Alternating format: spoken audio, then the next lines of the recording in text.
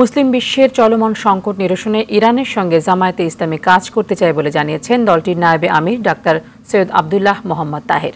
রাজধানীর মগবাজারে ঢাকায় নিযুক্ত ইরানের রাষ্ট্রদূত মনসুর চাভোশি এর সাথে জামায়াতের আমির ইসলামীর বৈঠকে এসব কথা হয়।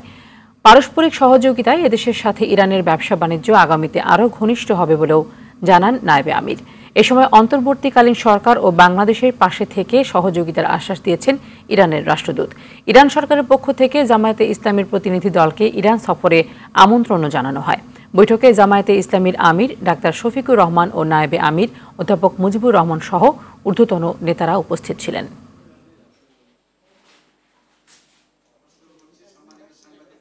তিনি বর্তমান ইন্টারিম গভর্নমেন্টের প্রতি ইরানের সমর্থনের কথা বলেছেন, মুসলিম ঐক্যের উপরে জোর দিয়েছেন, ইরান এবং বাংলাদেশের বাণিজ্যে আরও সমৃদ্ধ কীভাবে হতে পারে, কোন কোন এরিয়ায় বেশি বাণিজ্য হতে পারে সে ব্যাপারে আলোচনা করেছেন। মুসলিম বিশ্বের যে সমস্ত জায়গায় নানা ধরনের সমস্যা হচ্ছে, ঐক্যবদ্ধভাবে এই সমস্ত সমস্যা কীভাবে মোকাবেলা করা যায় সেই বিষয়েও আমাদের সাথে আলোচনা হয়েছে।